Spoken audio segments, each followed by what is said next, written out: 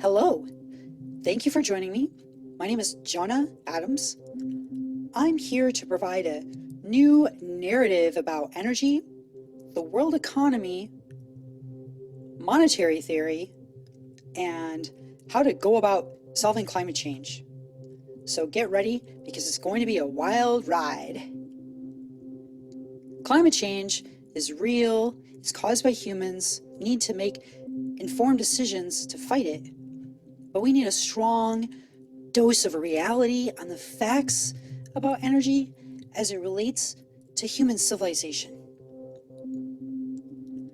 My mission here is big: to explain to the world how to actually solve climate change.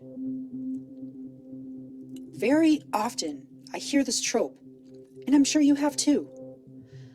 Fossil fuel corporations are too greedy to stop selling fossil fuel. So from this very common narrative, we know that most people perceive an association with energy along with government and corporate power.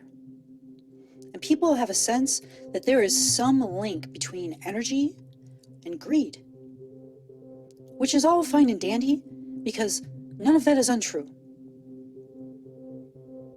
But what everyone conveniently leaves out, the bitter pill that we all need to swallow, is that we are all a part of that greed. I mean, let's be honest. When is the last time you heard someone proudly proclaim that they are greedy? No one. Is that because none of us common, everyday people are greedy? Let me tell you, as someone who has worked in business-related activities for a long time, everyone is greedy. For example, when you, the buyer, go out and shop for a good deal, when you look for the best price on a particular thing that you want to buy, it's rational. There is nothing wrong with going for the best price or the best deal. But make no mistake, when you attempt to get the most that you can for your money, you are simply trying to get more stuff for less. After all, it's foolish to not try to stretch your money as far as you can. It's your duty as a consumer, but it's still greed no less, because ultimately that behavior results in getting more stuff. Now for an even harder truth. Every single product that you buy, every single thing that you consume or use at home, at work, and everywhere in between is a product of fossil fuel. Even you yourself are a product of fossil fuel. It's been this way your entire life. No one alive on Earth today is exempt from this, with the exception of perhaps some still isolated indigenous tribes in the South American rainforest. So let me explain. 90% of the world's energy comes from burning carbon-based fuel, resulting in CO2. Okay, we're going to talk about a random example. Say a box of pizza. Now, would you associate a box of pizza with climate change? Today you will, along with every single thing made by humans.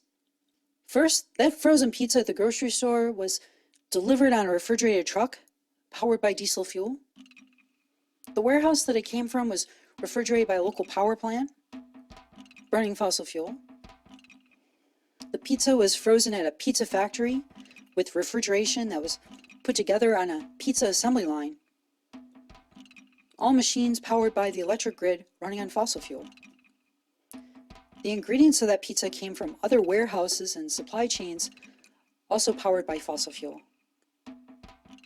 The pizza box itself came from a box factory that is powered by machines powered on fossil fuel. The box factory itself received the cardboard from a paper mill that is powered by fossil fuel. The paper mill that supplied the pulp received that pulp from a logging mill that runs on fossil fuel.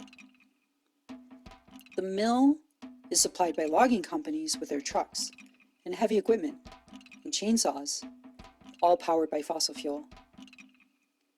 Now, also consider the fact that all of those machines came from factories powered by fossil fuel. Same for the construction equipment involved in building the facility. Cranes are built in factories. Cranes have a carbon footprint. Does the dough in the pizza have a footprint? You better believe it does. The main ingredient for pizza dough is wheat. If a crop is irrigated with water pumped by an electric motor, that water has a carbon footprint. In fact, all of our clean water made safe to drink has a carbon footprint. Wheat farms, along with every other farm in the world, are worked with farm equipment powered by fossil fuel. Farm equipment that was manufactured in factories powered by fossil fuel. All of our food has a carbon footprint. So do all the liquids we drink. Therefore, you and I, our actual bodies, are indirectly powered by fossil fuel. So if you happen to see a sale on pizza and you go for 2 instead of 1, not only did you double up on pizza, you double up on your pizza carbon footprint. Because literally that pizza is an incarnation of fossil fuel, along with every other morsel of food that you eat. Every single product that you buy, every single thing that you spend your money on, ultimately goes to purchase fossil fuel. You want products, they get you products with fossil fuel. This is how everyone is greedy for fossil fuel, even though no one knows it, because it's out of sight, out of mind. Now, for most of the modern world, it's not made of pizza. Most of the modern world, by volume, as in the quantity of stuff, is made of cement, steel, wood, glass, aluminum, or some form of plastic. These materials are the basic building blocks of our modern civilization. Everything that we buy comes from raw materials that were either mined or harvested on fossil fuel energy. And then those materials are refined and processed with fossil fuel energy.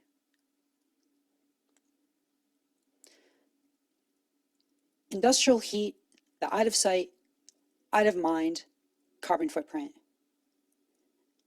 I don't want to bore you with endless facts.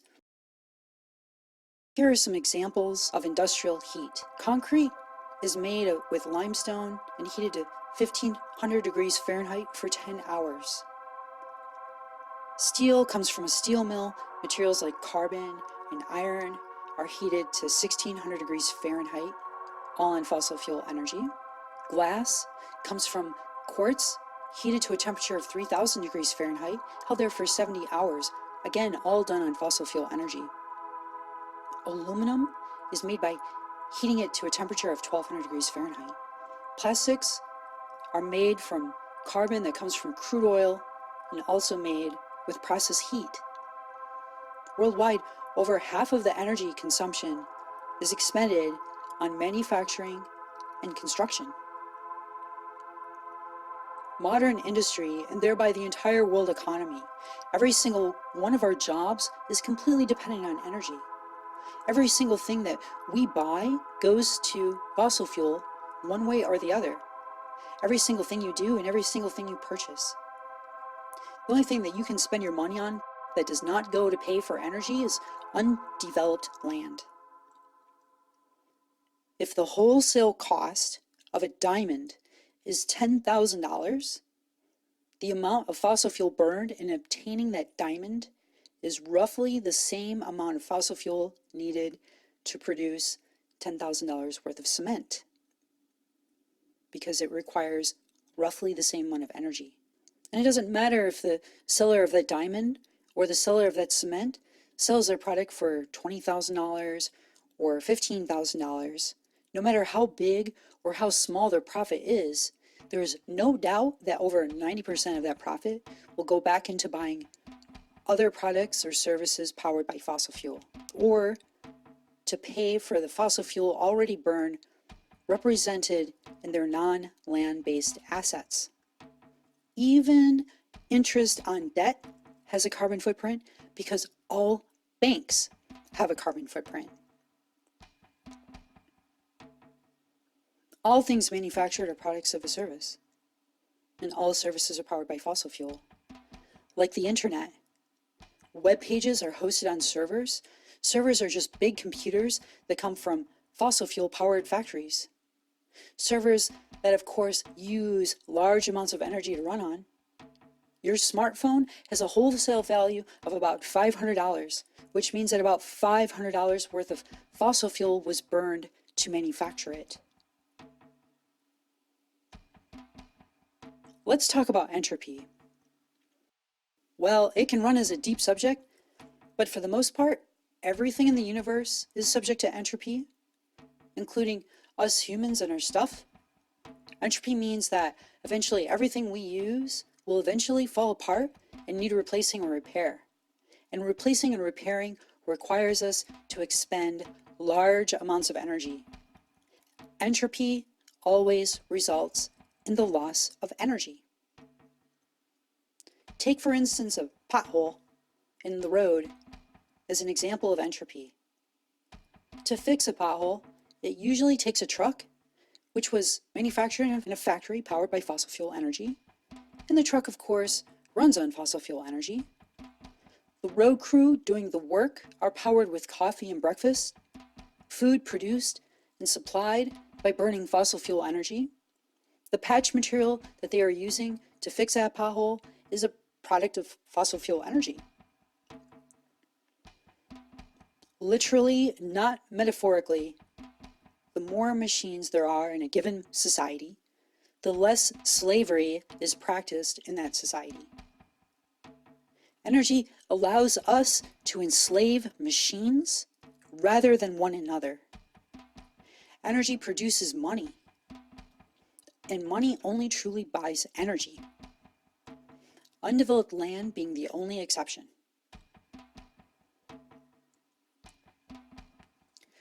It takes fossil fuel to get fossil fuel. Take, for instance, oil. There are land rigs and offshore rigs. The oil is pumped and transported on equipment, all made of materials such as steel, all running pumps that are powered by fossil fuel. Also, the fossil fuel industry relies on trains, ships, and trucks, all machines made by burning fossil fuel energy. Fossil fuel companies are keenly aware of their energy trade-off. If the drill team finds himself in a situation of having to spend more money than they gain, they quit extracting at that drill site because they keenly understand that there is no use in expending more energy than they gain.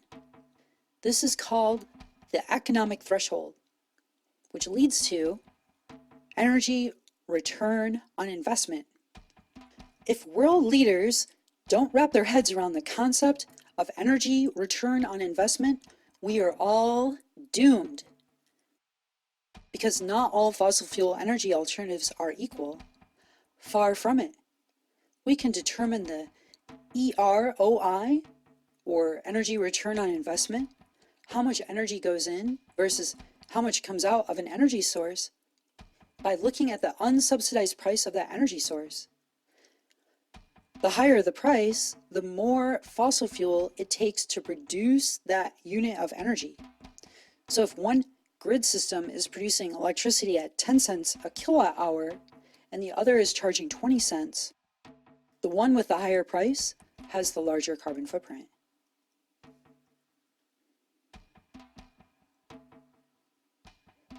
There are no 100% solar-powered solar panel factories, not even 10% powered.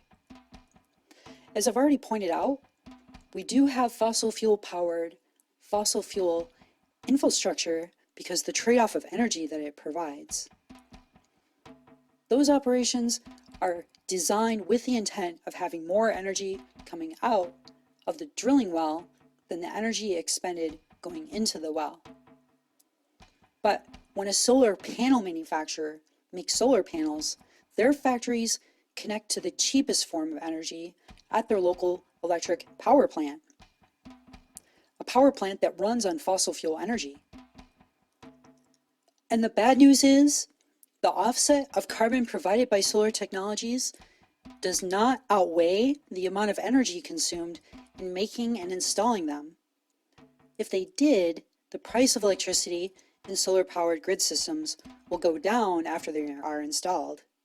But instead, the price of electricity wherever large arrays are installed are going up, which tells us that more energy is being expended when large arrays are purchased for a grid than a grid system that does not have solar panels, which is a very strong indicator that solar tech on a massive scale will only make climate change worse, not better. The only way to make solar seem economically viable is to cheat with the use of tax-funded subsidies. The only result will be that tax dollars are spent burning fossil fuel out of sight, out of mind in some far-off factory. And even after they are installed, the fossil fuel power plants that they augment have to remain in place because solar and wind technologies are so temperamental, which requires buffering, which is a fancy word that means that electric power plants don't stop polluting, which negates the intended purpose of a so-called fossil fuel alternative. It's not an alternative. It's a window dressing for taxes spent on fossil fuel. Solar panels have many other problems. When the dust settles on solar panels, they don't work well. The same thing happens when it snows. On top of that, solar panel performance degrades over time. So the performance you get on the 5th year will not be as good as the 1st year, and the 10th year will be even worse. All because of entropy. Solar panels degrade.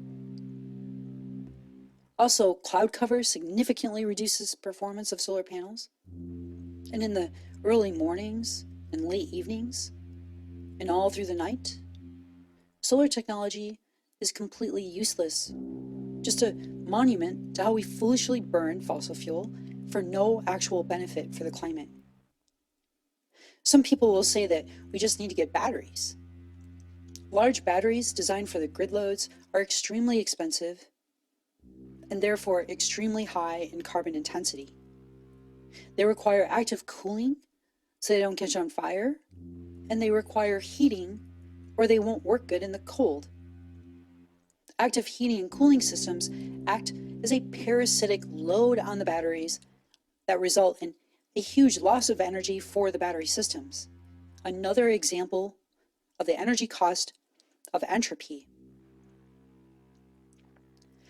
The only way to make solar panels more affordable is to make them less durable. The less durable the solar panel, the lower the lifespan. We all know that we're going to get more extreme storms from climate change. Solar technologies are delicate. They break from things like hail and high winds.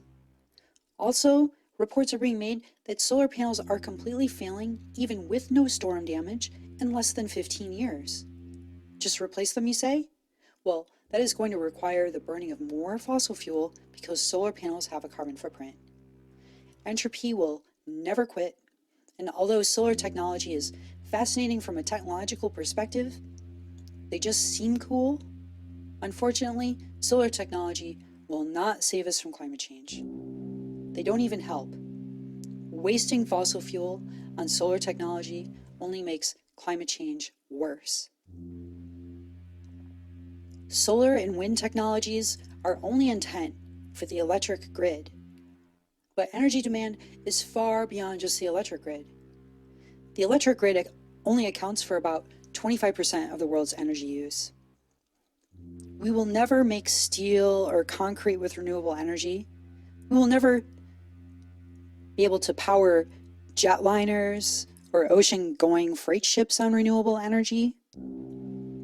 Despite the massive investments made in solar and wind technologies across the globe so far, solar and wind technologies combined only account for about 1% of the world's energy production, and the growth in these energy sectors is nowhere close to the increase in energy demand coming from developing nations around the world, with a huge appetite and desire to gain a higher quality of life.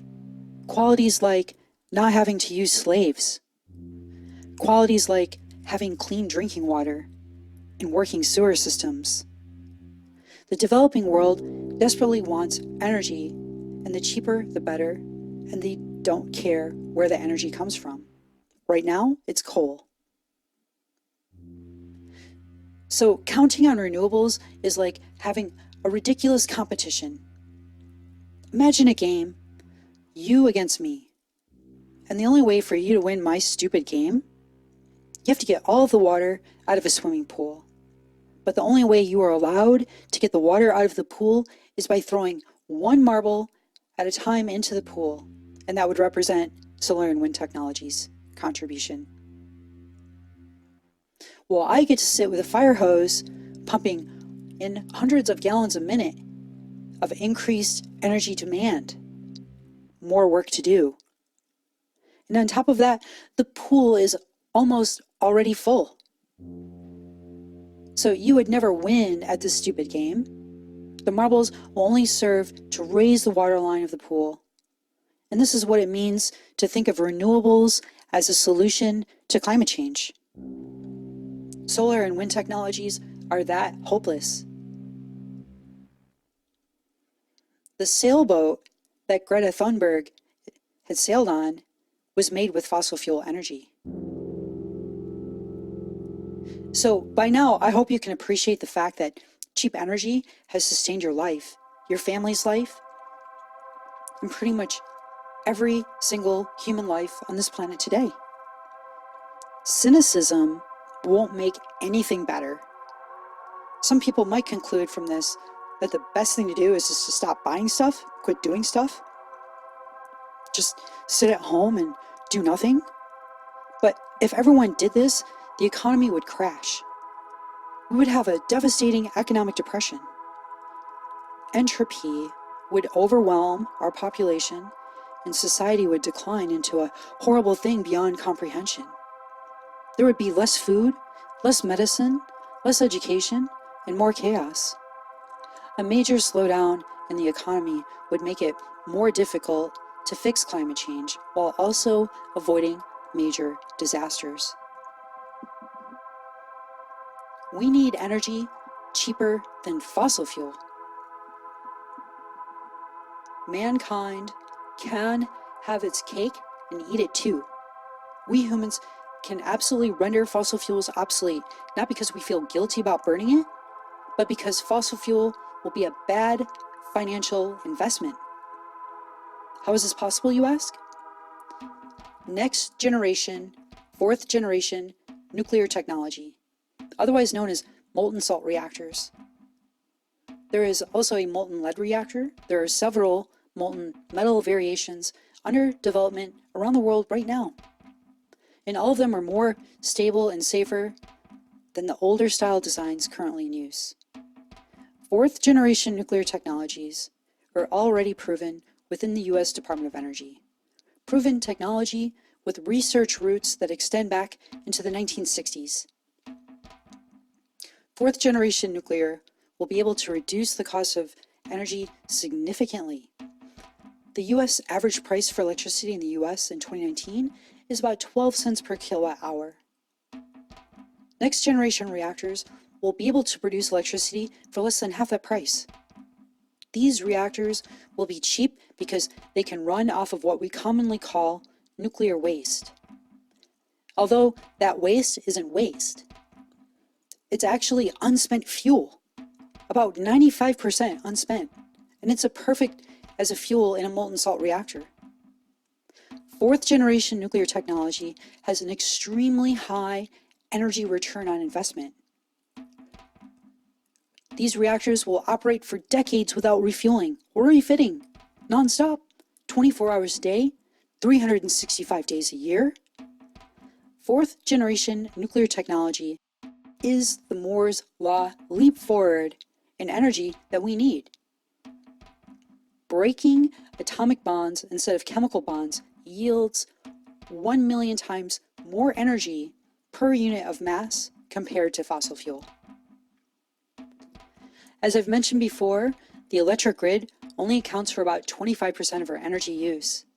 So by only talking about fixing the electric grid, we're only targeting 25% of our carbon emissions. There is still another 75% of our energy needs for requirements in things like industrial heat to make concrete and glass, and we need liquid fuel for things like airplanes. Nuclear energy absolutely can provide industrial heat and liquid fuel while remaining carbon neutral. ExxonMobil needs to get into the carbon sequestration business. We already know how to pull carbon dioxide out of the air and water. This is also already a proven technology. With copious amounts of industrial heat provided by fourth generation nuclear technology, we can crack water into hydrogen. And then combine the hydrogen with the air extracted carbon and manufacture liquid hydrocarbon fuel, synth fuel, a cleaner burning replica of fossil fuel. This type of fuel synthesis requires high amounts of energy to be accomplished. Attempting to do this by burning fossil fuel would never make any sense because the chemical energy trade-off doesn't offer enough bang for the buck, thanks to entropy. But by breaking atomic bonds, the energy loss will become affordable. We can produce a cleaner form of gasoline for about $1.50 a gallon. We can synthesize any version of hydrocarbon at scale that we want and do it affordably. A production operation could recuperate all of its capital investment costs incurred from diversifying into nuclear-powered synthetic hydrocarbon in less than a year. Carbon-neutral fuel that can run cars, trucks, backhoes, tractors, boats, planes, and generators, and steel mills. We can export synth fuel into other markets around the globe. An oil and refinement company like ExxonMobil would no longer need to make capital investments in oil drilling. They could completely eliminate all of their current upstream costs and just focus on running nuclear power plants and manufacturing synthetic hydrocarbons, and continue the same distribution process that is already in place, just like they have for 100 years, while churning profits better than ever. And maybe someday the governments around the world will be wealthy enough to be able to invest into carbon sequestration programs that are only designed to lose money while removing carbon dioxide from the air and oceans and bury it in the ground in the form of carbon. Or maybe we could use that carbon to produce steel or some other advanced carbon material, thereby terraforming our planet back to normal while producing carbon products, all with dirt cheap atomic energy.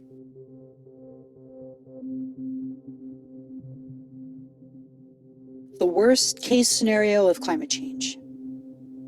We've all heard the predictions on climate change by now, but no one talks about the worst case scenario.